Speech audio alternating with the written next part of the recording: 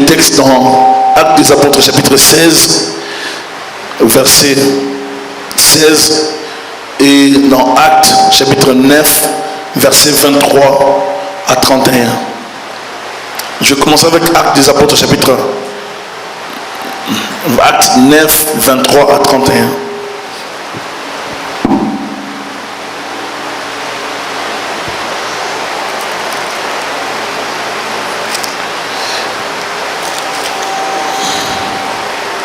La Bible dit, au bout d'un certain temps, les Juifs se concertèrent pour les tuer. Là, ici, on parle de Paul. Et leur complot parvint à la connaissance de Saul. On gardait les portes jour et nuit, afin de lui ôter la vie. Mais pendant une nuit, les disciples les prirent et les descendirent par la muraille, dans une corbeille.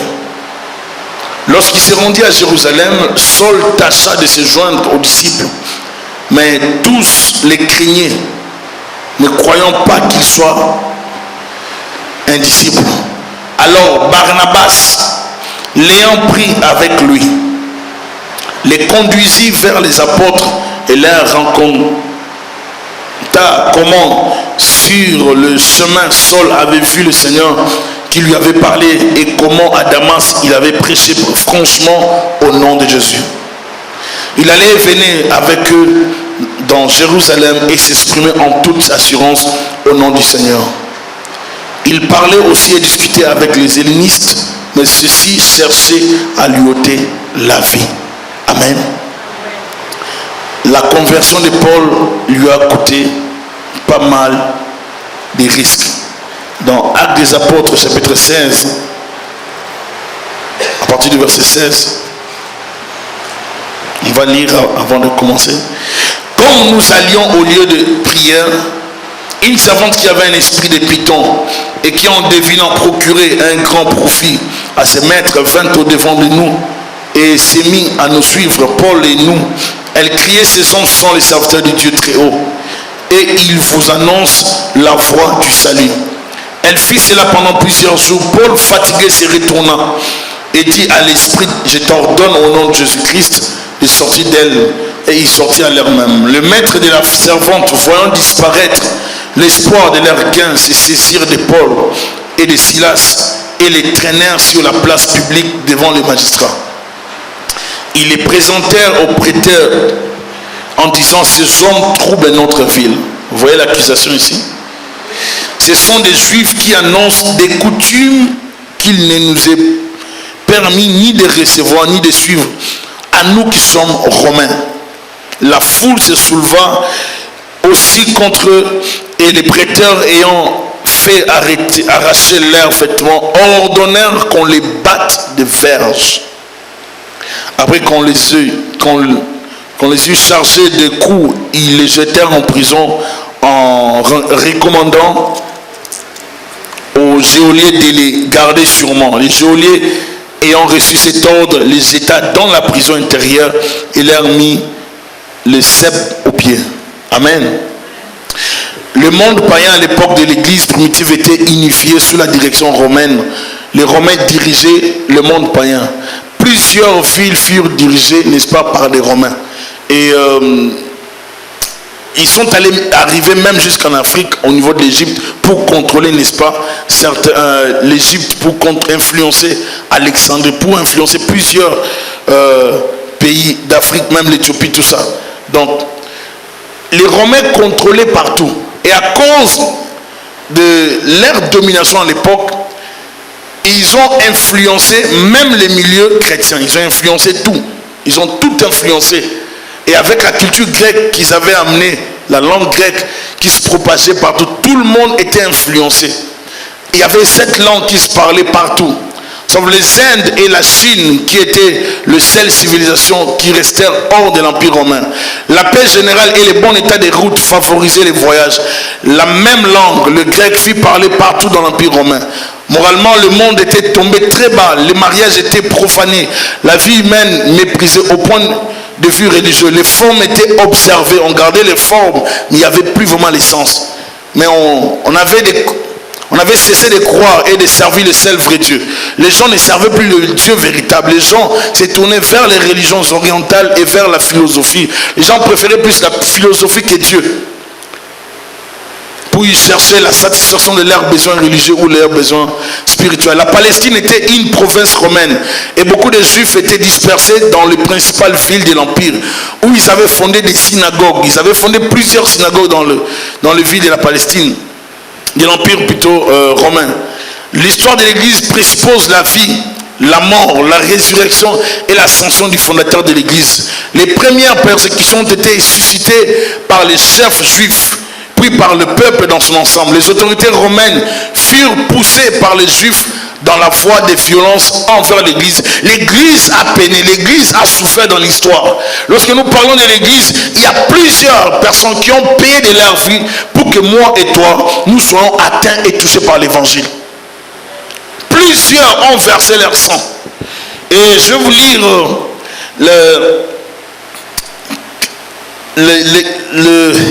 la déclaration plutôt d'un des pères de l'Église, Tertullien, qui déclare quelque chose ici que je trouve assez intéressant.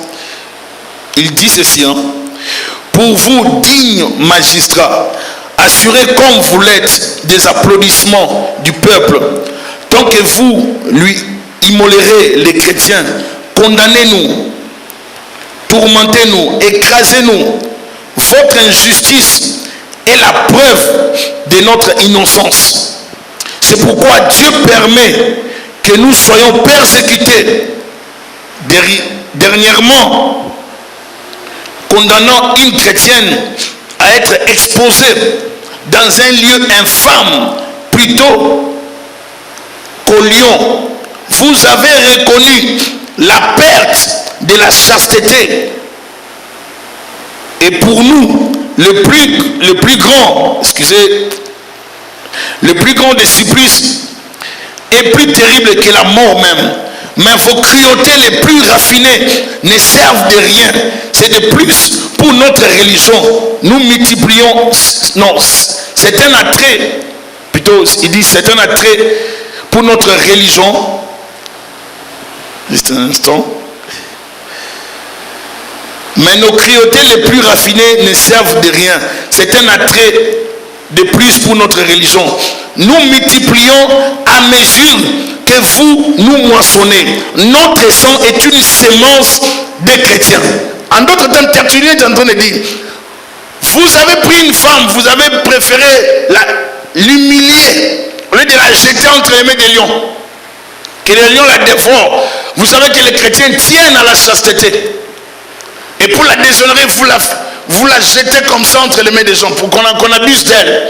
Et Tertullien est en train de dire encore, vous nous tuez, c'est bien, mais nous multiplions à mesure que vous nous tuez. Notre sang est une sémence de chrétiens. Plus vous tuerez des chrétiens, plus il y en aura. C'est ça le message qu'il est en train de dire. Vous tuez des chrétiens, mais il va se multiplier encore, il y en aura encore plus. Plus le sang des chrétiens continuera à couler, plus il y aura des chrétiens. Alléluia. La première persécution éclata sous Néron entre 52 et 68. Elle fut très atroce par les supplices infligés aux chrétiens. Sous le roi Domitien, entre 81 et 96 après Jésus-Christ, Paul et peut-être l'apôtre Pierre en furent victimes. Et Jean fut envoyé dans les carrières de Patmos. Nous avons très peu d'informations dignes de foi en dehors du Nouveau Testament sur les activités des apôtres. Nous savons que Pierre est mort comme martyr. L'apôtre Pierre est mort comme martyr. La tradition rapporte qu'il aurait été crucifié la tête en bas à Rome. C'est fort possible. L'apôtre Pierre est mort. Il a refusé de se faire crucifier comme son maître. Il a dit, je ne suis pas digne de mourir comme mon maître. Si vous voulez me tuez-moi, mais mettez ma tête en bas. Je refuse de mourir comme mon maître. Ces apôtres ont accepté l'humiliation. Ils ont accepté de tout perdre pour plaire à leur maître.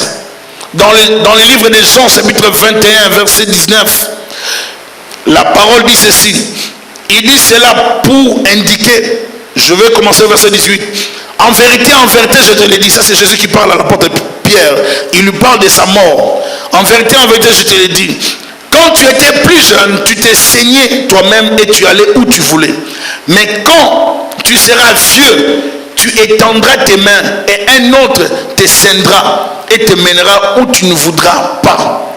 Verset 19, la Bible dit, il dit cela pour indiquer par quelle mort Pierre glorifierait Dieu. Et ayant ainsi parlé, il lui dit, suis-moi. Ça, c'est Jésus qui a parlé à l'apôtre Pierre. Et maintenant, Jean, lorsqu'il écrit, il dit, Jésus le disait pour parler de la mort qu'allait connaître son serviteur, l'apôtre Pierre. Jésus savait que Pierre allait être persécuté. Jésus savait que Pierre allait mourir de la sorte. Il a prévenu Pierre. Alléluia. Il a dit à Pierre ici, quand tu seras vieux, donc, déjà dans cette déclaration, Jésus est en train de dire à Pierre, tu ne mourras pas jeune. Est-ce que vous comprenez? Non?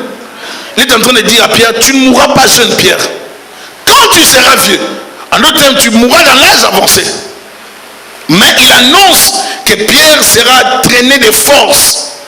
Il sera tué. Paul aussi mourut comme martyr.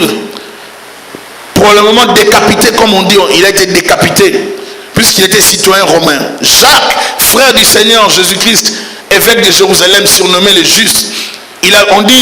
On dit dans l'histoire chrétienne, on dit que Jacques était un homme de prière. Jacques, lorsqu'on lisait même le livre de Jacques, vous pouvez voir, c'est lui qui a déclaré Élie était un homme de la même nature que nous. Il est en train de dire aux gens, arrêtez de mystifier les choses. Élie était un homme de la même nature que nous. Mais Élie savait une chose, la prière. On rencontre dans l'histoire chrétienne que Jacques, c'était un homme de prière terrible. De telle sorte que les historiens disent qu'il avait les genoux cailleux, c'est-à-dire les genoux durs, endurcis, par ce que les gens de mon pays appellent la généalogie, c'est-à-dire la doctrine de la prière, c'est-à-dire s'agenouiller, apprendre à prier. Il demeurait à genoux. Et on dit aussi dans l'histoire que les gens qui sont allés trouver, n'est-ce pas, qui sont allés dans la maison où habitait l'apôtre Jacques, ont trouvé comme des marques, des trous, des genoux. C'est-à-dire il se mettait tout le temps à cet endroit et il demeurait, il passait le temps dans la prière. Ce n'étaient pas des gens qui passaient leur temps de plaisanterie. C'était des persévérants, des disciples authentiques et véritables de Jésus-Christ. Christ était parti et ils sont restés honnêtes, intègres, fidèles, persévérants dans l'œuvre du Seigneur. Jacques, frère de Jésus-Christ, fut tué. Il mourut par lapidation peu avant la destruction de Jérusalem par les Juifs. Amen. Tout le monde peut vivre la persécution. Il faut savoir que la persécution peut arriver à tout le monde. Si vous voulez voir parler de la mort de Jacques, vous pouvez voir ça dans Actes des Apôtres, chapitre 12. Actes des Apôtres, chapitre 12, verset 1er. La Bible dit, vers le même temps, le roi Hérode s'est mis à maltraiter quelques membres de l'église. C'est ça la persécution. Le roi s'est mis à maltraiter quelques membres de l'église. Et il fit mourir par l'épée Jacques, frère de... Amen. Voyant que cela était agréable aux Juifs. Les Juifs aimaient ça. Comme il a vu que c'était agréable, que le peuple aimait ça, qu'est-ce qu'il va faire? Il fit encore arrêter Pierre. Parce que le peuple aimait ça. Alors le roi, pour avoir l'attraction, les yeux du peuple, qu'est-ce qu'il dit? Il fit encore arrêter Pierre. C'était pendant les jours de pain sans levain. Il a dit, bon, comme le peuple aime ça, et comme les Juifs ne supportent pas ces chrétiens, alors je préfère arrêter encore Pierre. Comme ça, j'aurai, n'est-ce pas, la population. J'aurai la popularité. C'était devenu aussi quelque chose de politique. Arrêter les mouvements chrétiens, n'est-ce pas, aller lui donner plus d'autorité, plus de pouvoir. D'où il fallait vraiment stopper cette activité de l'église. Mais vous allez voir que Dieu ne reste pas absent. Il a permis quelque chose à la mort de Jacques, mais il n'allait pas permettre la mort de Pierre, parce qu'il avait déjà dit que Pierre n'allait pas mourir jeune. Jamais les apôtres et disciples n'imaginaient vivre une telle persécution. Malgré son rang social, fils d'un riche, lorsqu'on parle de l'apôtre Paul, Paul qui est fils d'un riche marchand, ayant fait de brillantes études et ayant de la considération dans la société juive, Paul fut placé dans une corbeille afin de fuir les persécuteurs. Nous venons de les lire. Paul, on dit au bout d'un certain temps, les Juifs se concertèrent pour le tuer. Et leur complot parvint à la connaissance de Saul. On gardait les portes. Écoutez la stratégie qu'ils avaient adoptée. Ils gardaient les portes jour et nuit, afin de lui ôter la vie. Parce qu'il faut savoir qu'à l'époque, les villes étaient des villes fortifiées. C'est-à-dire les villes, c'était des villes comme clôturées. Amen. C'était comme une parcelle pour ceux qui ont l'idée des parcelles en Afrique. Et c'est comme ça qu'on faisait des villes, pour se protéger des envahisseurs, des brigands, et ainsi de suite. Des pilleurs. Alors on dit, et leur complot parvint à la connaissance de Saul. Lorsque Saul a appris qu'on complotait pour le tuer, pourquoi ces gens voulaient tuer Saul? Parce que Saul était un persécuteur. Sur les chemins de Damas, il a pris la résolution de suivre Jésus-Christ parce que Jésus-Christ lui était apparu. Il est tombé, il est devenu aveugle. Il s'est consacré, donné au Seigneur. Alors les gens qui étaient de son côté, les gens qui l'aimaient, n'ont pas supporté ça. Ces Juifs se sont dit non, il faut arrêter cet homme de Paul. Comme il s'est converti dans le mouvement de ce Jésus-là, il faut qu'on le tue. La nouvelle est arrivée à Paul. Est-ce que Saul, qu'est-ce qu'il a fait Paul? Est-ce qu'il a... Il a dit non, le Seigneur va me protéger. Non. Alléluia.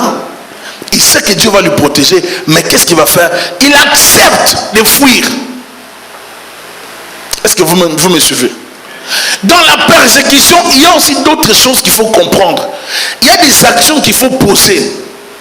Il faut sortir de certains milieux. Si c'est un milieu qui peut te créer des problèmes, sors de là tranquillement. Essaye de fuir tranquillement. Ça peut paraître comme une humiliation, mais ça te sauve. Paul a perdu tout son honneur ici. Il a perdu sa considération. Lui qui était docteur, considéré fils d'un riche, aussi romain, en même temps, juif. Paul a perdu tout ça. Il accepte qu'on le place dans une corbeille. Bien, mais je ne sais pas si vous arrivez à comprendre. Paul, prédicateur, l'homme qui fait les miracles, il pouvait dire je vais frapper ces gens d'aveuglement. Il ne le fait pas. Il accepte qu'on le mette dans une corbeille. Je vois Paul plier à l'intérieur.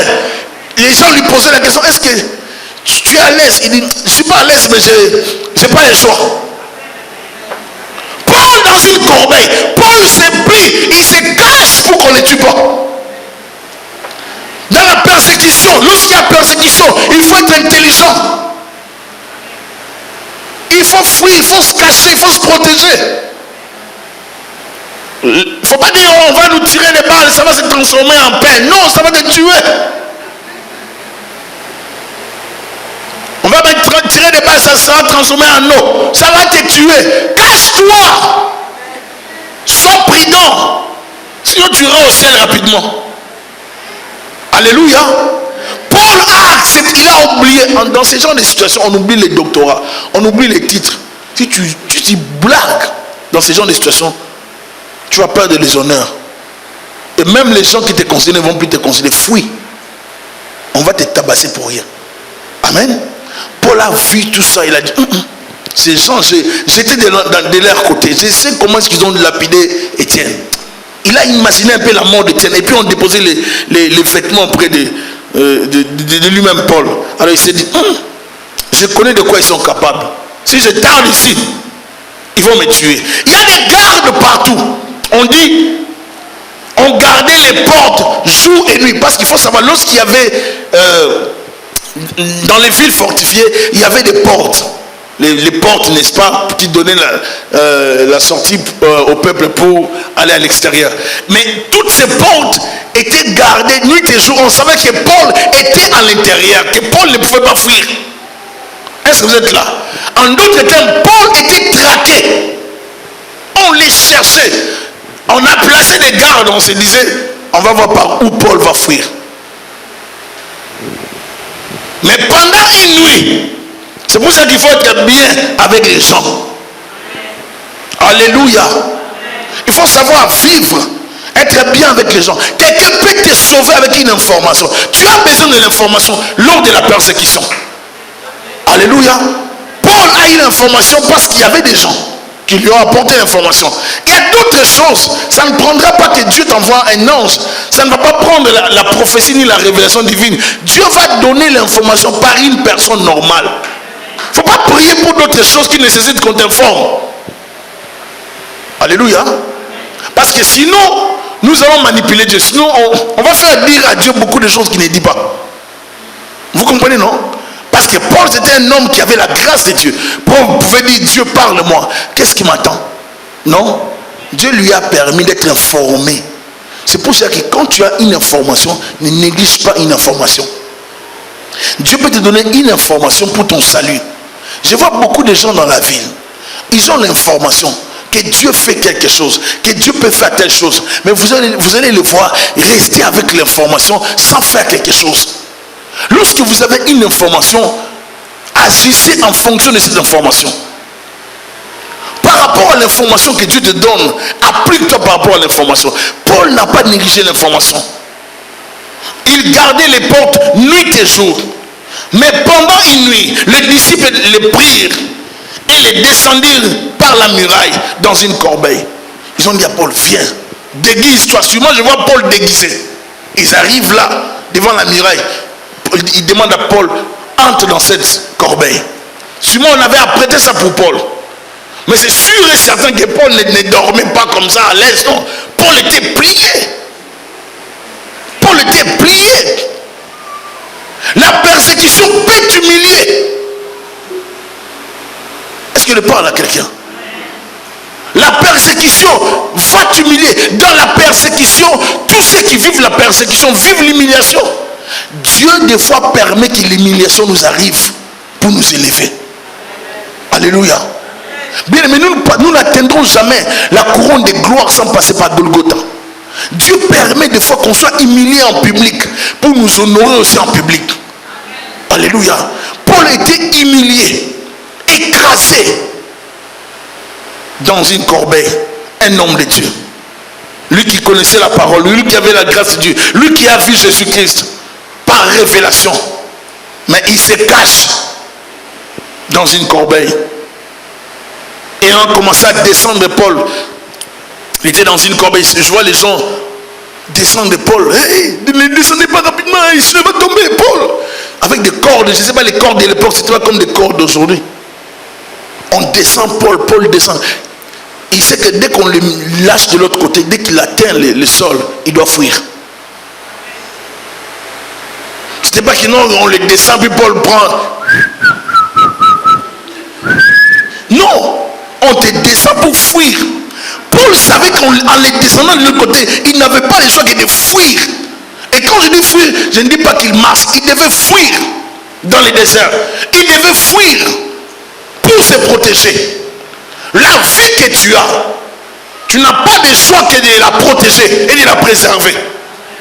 Il faut savoir, même dans la persécution, tu dois protéger ta vie. Tu dois rester prudent. Regardez lors de la persécution des prophètes de Dieu, à l'époque des prophètes Élie, par la femme ici, la mauvaise Jézabel. On avait cassé plusieurs serviteurs de Dieu dans des grottes par un monsieur qui leur donnait de la nourriture, qui les a cassés. Ils ont préféré se cacher, mais Élie seul a préféré les défier. Capable, cachez-vous, protégez votre vie. Alléluia. Il ne faut pas mourir bêtement, il faut se protéger. Alléluia. Dieu des fois choisit d'édifier son royaume par des choses d'humiliation. Paul, lors d'une première comparution devant les juges à Rome, a pu éviter la condamnation à mort. La deuxième séance du tribunal imminente, et il sait qu'elle se terminera par son entrée dans le royaume des cieux. Et Paul va déclarer, je suis déjà prêt à répandre mon sang en holocauste. Le temps de ma dissolution est proche. Paul rédige lui-même son inscription funéraire. Il dit, j'ai combattu jusqu'au bout, le bon combat. J'ai achevé ma course et j'ai gardé ma foi. 2 Timothée 4, 7. J'ai combattu, j'ai gardé ma foi. Timothée, mon fils, n'abandonne pas. Il y a la persécution. Je suis déjà avancé en âge. Je suis fatigué. Mais je ne lâcherai pas. Chrétien jusqu'à la mort. Nous ne sommes pas des chrétiens pour une période. Nous sommes chrétiens, bien aimés. Je suis fier d'être chrétien. Je suis fier d'être chrétien. Je suis sûr et certain que j'irai au ciel. Et ça, bien aimé, il y a plusieurs chrétiens. Je regarde plusieurs personnes. Plusieurs ne sont pas sûrs de ça. Il faut être sûr que vous irez au ciel. Et avoir une relation avec Dieu.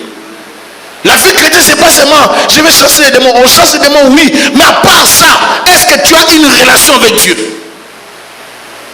Tu fais des prières d'autorité parce que tu as peur des démons, oui. Mais est-ce que tu aimes Dieu? Est-ce que tu crains Dieu?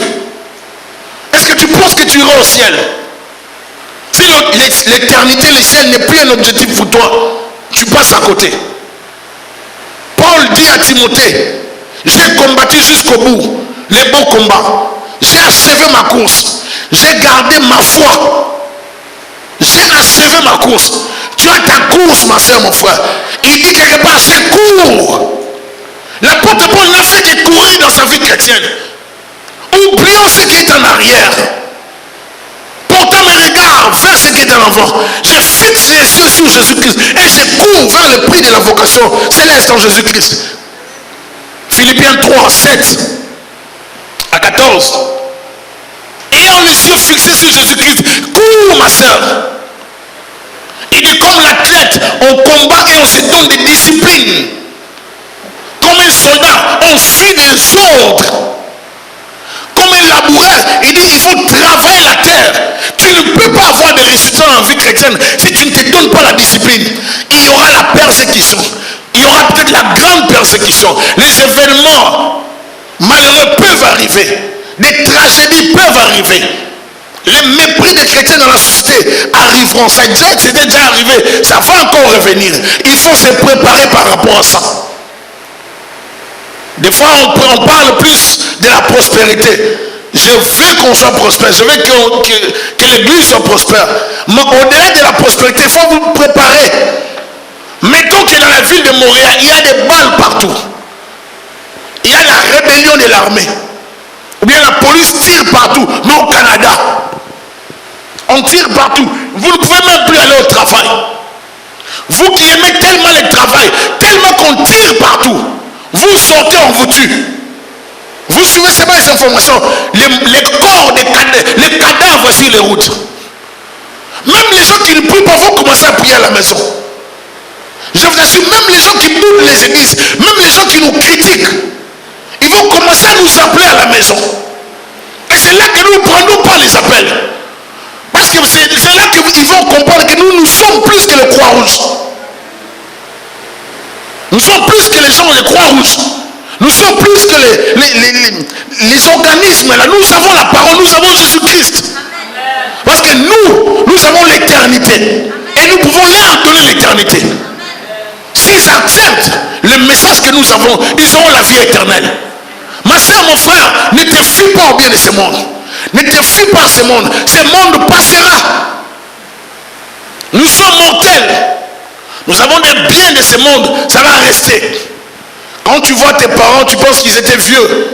Non, ils étaient aussi jeunes, mais ils partent. Quand tu te vois, tu penses que tu resteras comme ça. Non, tu pars. À savoir que tu fais ta fête d'anniversaire, tu es dans la joie, n'est-ce pas? Quelqu'un dit amen, hein? On est toujours dans la joie. Ah non, c'est mon anniversaire. 10e anniversaire, c'est bien. Mais ça va te faire mal puisque tu vas avancer. Quelqu'un me disait, parce que j'aimerais vraiment retourner lorsque j'étais chez les parents. J'ai dit, oh, toi, ton âge. Tu as plus de 30 ans, tu dis que tu voulais retourner chez les parents. Oh, vraiment, j'ai trop de problèmes, je n'avais pas prévu ça. Vraiment, la trentaine, vraiment, m'est arrivé rapidement avec trop de problèmes. J'ai dit, moi, tu voulais quitter chez les parents. Mais la trentaine est arrivée rapidement avec trop de problèmes. Vraiment, je regrette. Vraiment, j'ai comme envie de retourner chez les parents. J'ai dit, ah, regarde, 32 ans. Alléluia. Il faut se préparer. Ce qui est devant, tu ne le connais pas, tu ne le sais pas plutôt. Ce qui t'attend demain, tu ne le sais pas. Les événements qui pourront t'arriver, tu ne le sais pas. Tu peux quitter le Canada, tu arrives dans un pays, au Cuba, comme tout le monde aime le Cuba. Je pars au Cuba. Des balles partout au Cuba, tu ne connais personne. On parle quelle langue? L'espagnol là-bas. Mettons que ça barre au Cuba. En pleine vacances, tu ne sais pas où aller. Ton hôtel est attaqué. Tu as dit aller aux plages, tu ne peux plus aller aux plages.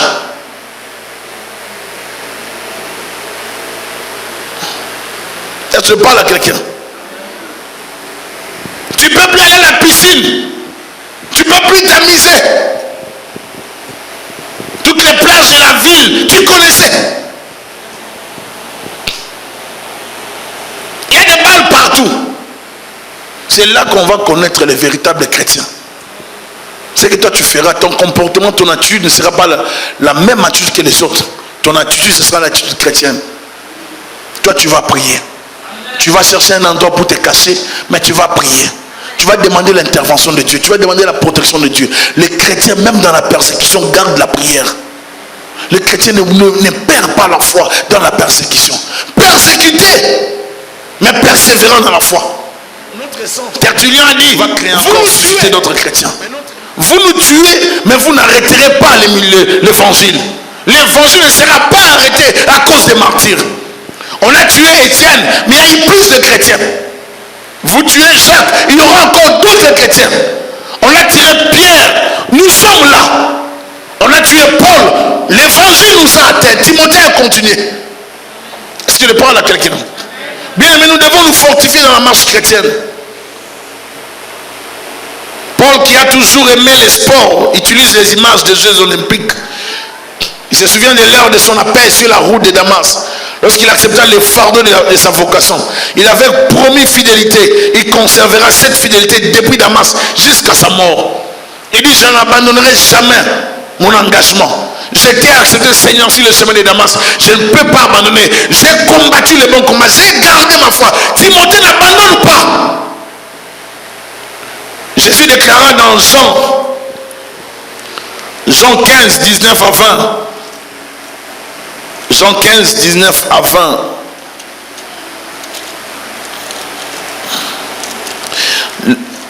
Si vous étiez du monde, le monde aimerait ce qui est à lui. Mais parce que vous n'êtes pas du monde et que je vous ai choisi du milieu du monde, à cause de cela, le monde vous hait. Souvenez-vous de la parole que je vous ai dite. Le Seigneur n'est pas plus grand que son maître. Le serviteur n'est pas plus grand que son maître. S'ils m'ont persécuté, ils vous persécuteront aussi. S'ils ont gardé ma parole, ils garderont aussi la vôtre. Nous devons savoir que la persécution n'a rien à voir avec nous. Le diable ne te combat pas parce que tu es beau. Le diable ne t'attaque pas parce que tu es belle, mais parce que tu t'habilles bien, parce que tu parles un bon français, mais parce que tu as des diplômes. Ce n'est pas à cause de toi que tu es persécuté. Tu es persécuté à cause de Jésus. Alléluia. Sont persécutés à cause de Jésus-Christ. C'est Jésus-Christ qui est visé par le royaume de Satan. Mais c'est à travers nous que le diable essaie de faire du mal à notre Seigneur. Il est évident de savoir que si vous acceptez la nouvelle identité chrétienne ou l'identité en Christ, vous serez poursuivis. En d'autres termes, vous serez combattus. Vous serez persécutés. Malgré son engagement et sa bonne volonté à servir Dieu, l'apôtre Paul fut persécuté. Car partout où il allait prêcher et opérer des miracles, il avait des troubles. Les problèmes ne faisaient que les suivre. Et cela lui a tiré des ennuis terribles. L'appel de Paul était tellement fort. Et cela lui a tiré de la haine, de la jalousie et plusieurs tentatives d'arrestation. Paul fut menacé et traqué des deux côtés. Lorsqu'on vient de le lire tout à l'heure, il était à l'intérieur de la ville. Les chefs religieux foulaient sa peau. Et à l'extérieur de la ville, les gardes du roi attendaient qu'il sorte pour l'arrêter. Il fut poursuivi à cause de l'évangile révolutionnaire, la bonne nouvelle du royaume. Il ne pouvait pas bouger. Il n'avait pas la liberté à cause de l'évangile. Sommes-nous prêts à servir Dieu malgré la souffrance? Sommes-nous prêts à aller loin malgré la persécution?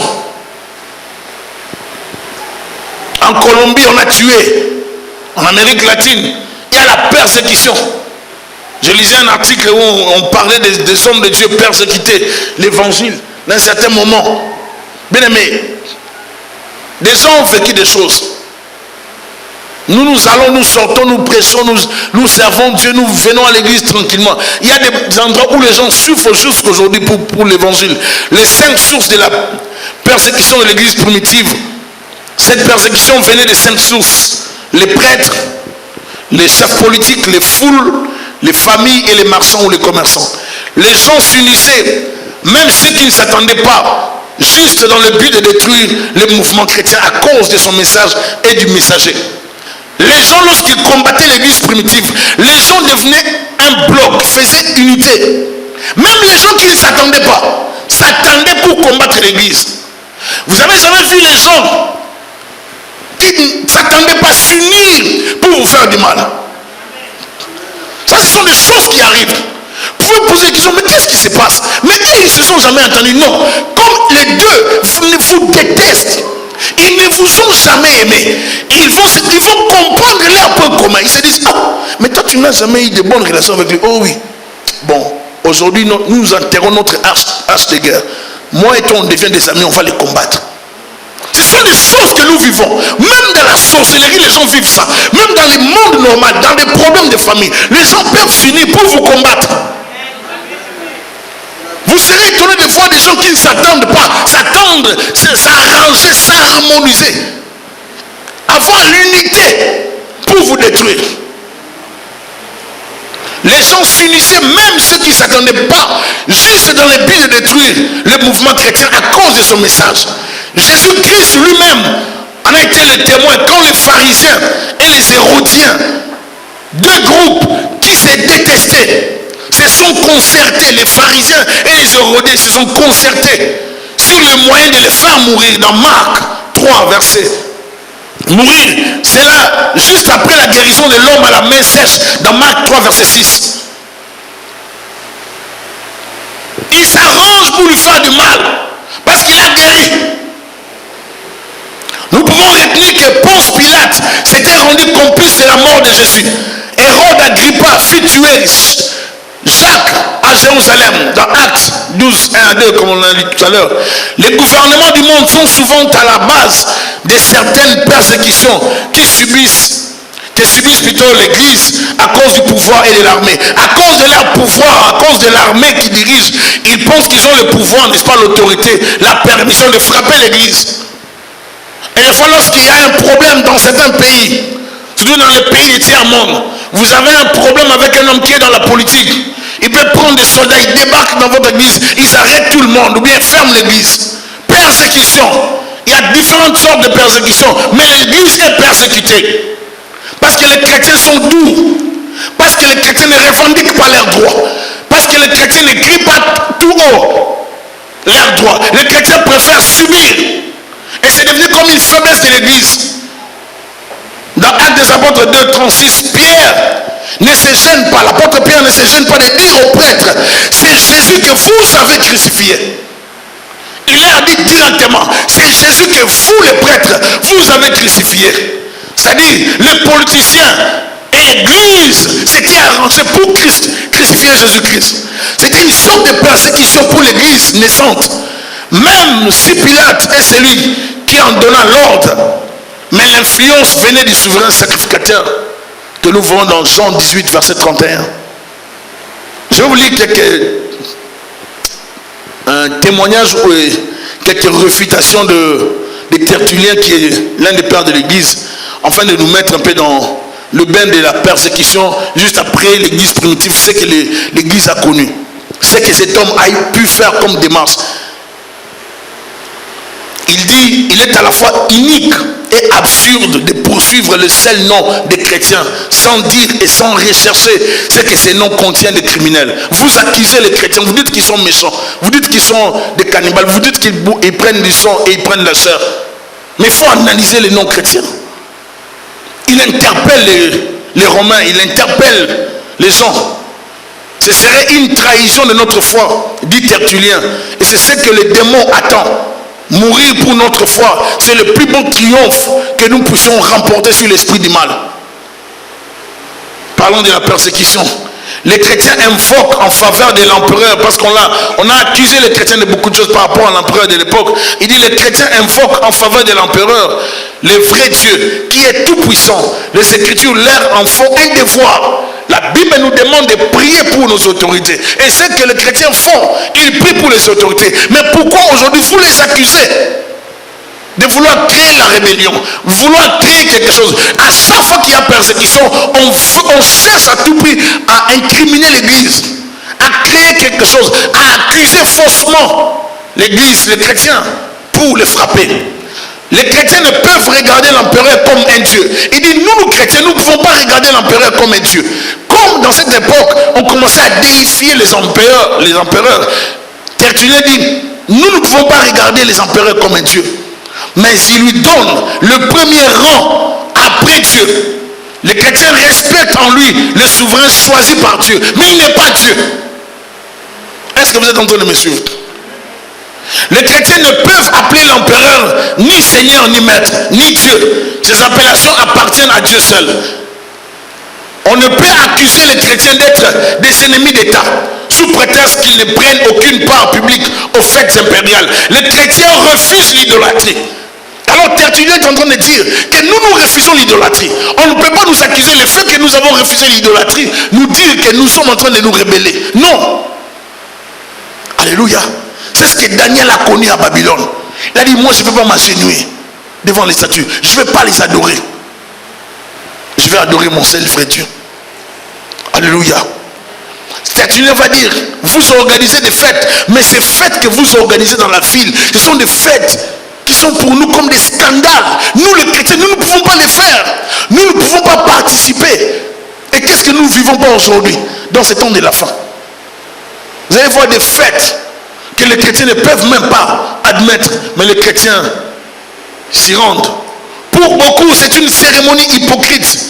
Au milieu de l'enthousiasme populaire, ils désirent ou trament la mort de l'empereur. Les chrétiens veulent du bien de l'empereur, comme à tous les hommes. C'est un devoir pour eux. Il est en train de dire, nous avons des valeurs dans la vie chrétienne. Nous ne voulons pas la mort de notre président de la République. Nous ne voulons pas la mort de notre premier ministre. C'est que nous voulons que les choses se fassent dans l'équité. C'est ça la vie chrétienne. On accuse faussement l'église parce qu'on veut juste détruire l'église du Seigneur. Parce que l'église s'oppose aux pratiques occultes des politiciens, des gens de ce monde. Il dit, malgré leur grand nombre, écoutez, malgré leur grand nombre, les chrétiens ne songent pas à se venger des persécutions qu'ils subissent. Est-ce que vous êtes là? Il dit, nous subissons des persécutions.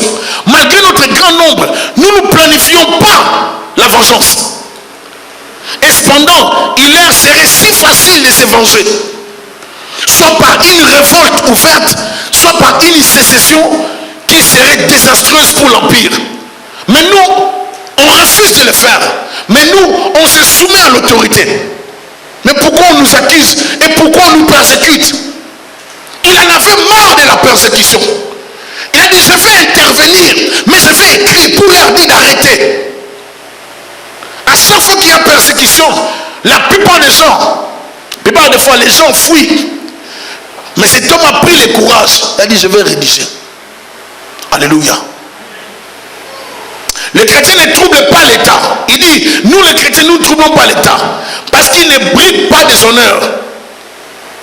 S'ils s'abstiennent des spectacles, c'est que ceux-ci font partie du culte païen. Il dit, nous les chrétiens, on n'a pas besoin de troubler l'État. Soit disant parce qu'on n'a pas les honneurs. On s'abstient des spectacles que vous organisez. Parce que ces spectacles, n'est-ce pas, se mélangent avec les cultes païens. Qu'on les laisse libres de chercher leur plaisir où ils veulent. Ici encore, ils revendiquent les droits communs. C'est-à-dire qu'il est en train de dire, laissez-nous chrétiens adorer notre Dieu dans toute la liberté. Laissez-nous chrétiens. Ce n'est pas facile de servir Dieu. Dans un monde où tout le monde parle le langage de mariage de gays. Ce n'est pas facile de servir Dieu dans un monde où, lorsque vous traversez une avenue, une grande rue, vous trouvez des gens mal habillés.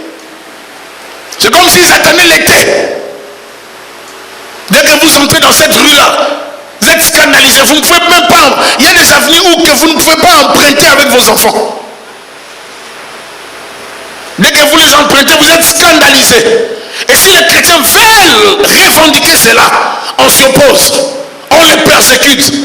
Parce que les chrétiens ne sont pas des décideurs. Parce que les chrétiens ne sont pas au Parlement. Parce que les chrétiens ne sont pas au gouvernement. Ceux qui sont au gouvernement, c'est la plupart du temps les gens qui sont dans ce monde-là.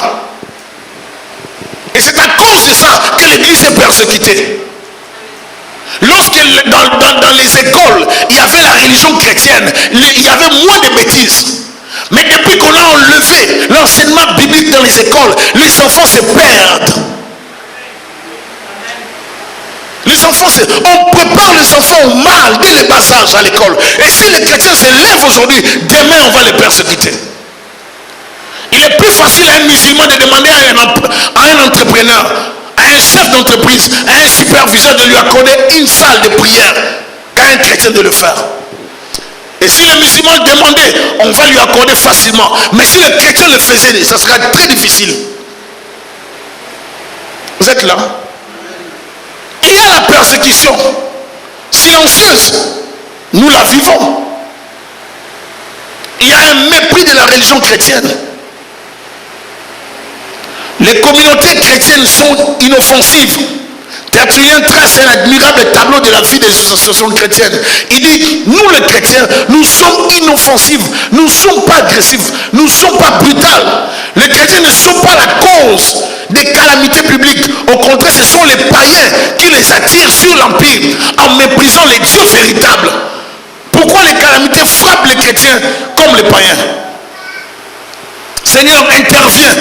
Les chrétiens ne sont pas des membres inutiles de la société. Inutiles. Ils sont des affaires. Ils ne sont inutiles qu'aux gens qui font un commerce infâme ou criminel. Il n'y a pas de chrétiens dans les prisons. Il dit, regardez dans cette période, il n'y a pas de chrétiens dans la prison ou dans les prisons. Parce que les chrétiens sont des gens corrects. Pourquoi les persécuter? Il dit, les chrétiens seuls s'abstiennent du mal. Mais les autres peuples, les autres religions, les autres membres de la société font le mal. Mais pourquoi persécuter l'église? Est-ce que je parle à quelqu'un? Pourquoi persécuter l'église? Paul a accepté l'humiliation. Les chrétiens, ces prétendus ennemis publics, sont au fond les meilleurs citoyens, les plus fidèles, justes de l'empereur. Écoutez la conclusion de cet homme. Il dit ceci: les chrétiens, ces prétendus ennemis publics, sont au fond les meilleurs citoyens, les plus fidèles sujets de l'empereur. Il dit, il ne faut pas vous tromper. Les chrétiens sont les meilleurs sujets, sont des bonnes personnes, les gens fidèles de l'empereur. Mais ils ne participent pas dans l'idolâtrie. Ils ne participent pas dans le mal. Ils ne participeront jamais dans les péchés. Je vais tirer la conclusion pour nous dire, toujours dans Actes des Apôtres 9, la Bible dit, mais pendant une nuit, les disciples les prirent et les descendirent par la muraille dans une corbeille. Lorsqu'il se rendit à Jérusalem, Saul tâcha de se joindre aux disciples, mais tous les craignaient, ne croyant pas qu'il soit un disciple. Amen. L'apôtre Paul n'a pas arrêté lors de la délivrance. Il est allé continuer la mission. Je vous avais donné Acte 16 que je ne vais pas exploiter, mais je vais prendre juste une portion dans le verset 20 pour dire, après, la Bible dit, le maître de la servante, verset 19, voyant disparaître l'espoir de leur gain, se saisirent de Paul et Silas et les traînèrent sur la place publique devant les magistrats. Pourquoi? Parce qu'ils ont chassé l'esprit impur. Est-ce que vous êtes là? Ils ont détruit leur prophétesse qui avait l'esprit de Python. Ils les présentèrent aux prêteurs en disant, ces hommes troublent la ville ou troublent notre ville. Écoutez l'accusation ici. Ce sont des juifs qui annoncent des coutumes qu'il ne nous est permis ni de recevoir ni de suivre à nous qui sommes romains. Alléluia. ils n'ont pas aimé ça. Ils n'ont pas aimé l'évangile de Paul. Ils n'ont pas aimé que Paul parle. Qu'est-ce qu'ils se sont dit? Il faut les accuser. Ils ont traîné Paul. Il est traîneur de force avec son ami, avec son frère. C'est-à-dire, ils n'ont pas dit à Paul, Paul viens, on va te parler. Non. Je vois un peu Paul poussé par les gens derrière. Va là-bas, on va voir. On se rend là-bas dans l'endroit public. Amen. On les pousse. Vous savez, des fois, lorsqu'on dit traîner, il est traîneur. Il ne faut pas lire, rester dans la lecture de il est traîneur. Il est traîneur dans la lecture. Oui, là, c'est la lecture. Mais mettez ça maintenant, contextualisez ça. Mettez-vous dans cet état où on traîne quelqu'un vers quelque chose, où on pousse, on contraint quelqu'un. L'apôtre Paul était comme poussé. Madeleine, est-ce que tu peux venir pour que je te... Je donne l'exemple avec toi. Viens rapidement, Madeleine. Viens. Regarde là-bas. Donc, c'est comme... Tu vois? Viens, Madeleine. Allez là-bas. Tu vois? Je te brutalise un peu, hein? Pardon. Je sens que tu n'auras pas mon de tête. Donc, Paul était traîné. On les poussait. On se rend là-bas. C'est là qu'on va vous lapider. C'est là qu'on va vous tuer. On a pressé Paul. C'était pas facile. C'était une humiliation. C'était le même Paul qui était considéré l'homme puissant. Et les gens étaient là en train de regarder Paul être humilié en public. La persécution peut vous humilier en public. Mais ne perdez pas espoir. Vous savez jamais voir vous arriver quelque part dans une fête, dans une réunion de famille, ou des gens qui vous connaissez. Quelqu'un vous humilie même en public. Il faut avoir le cœur de supporter. Alléluia. Paul ne savait pas ici comment se justifier. Ils étaient en prison, persécutés à cause de l'évangile. Et retenez ceci, on peut servir Dieu, faire des miracles, donner des prophéties, chasser les démons, faire des grandes choses. Mais ça peut aussi nous créer des problèmes. Juste en les faisant, ceux qui sont possédés par les sorciers, par les démons, ou ceux qui sont comme des agents du diable, ne supporteront jamais ça. Ils vont créer d'autres problèmes. Ils peuvent même vous accuser faussement. Ils peuvent même dire que vous avez des fétiches. Ils peuvent même dire beaucoup de choses. La persécution viendra. Mais gardez la foi. Que le Seigneur vous bénisse abondamment. Nous te bénissons parce que tu es Dieu. Nous voulons, Seigneur, que tu nous gardes en toi, que tu nous fortifies. Nous voulons te servir, toi et toi seul, vrai Dieu. Nous voulons te suivre. Viens nous aider à te servir dans la crainte, dans la vérité, dans la droiture, dans l'intégrité, au nom de Jésus-Christ. Éloigne de nos vies tout ce qui n'est pas de toi, tout ce qui ne t'honore pas. Viens nous apprendre, Seigneur, le bon chemin. Seigneur, que je ne sois pas, Seigneur, un prédicateur, Seigneur, faible, mais que je sois un prédicateur courageux, un serviteur, Seigneur, assidu, un serviteur impliqué comme l'apôtre Paul. Que je combatte et que je garde ma foi. Au nom de Jésus-Christ. Donne-nous, Seigneur, à te servir dans toute la fidélité possible. Que tout soit pour ta gloire. Aide-nous. Au nom de Jésus-Christ. Amen. Bénis, Seigneur, tous ceux qui vont donner les offrandes.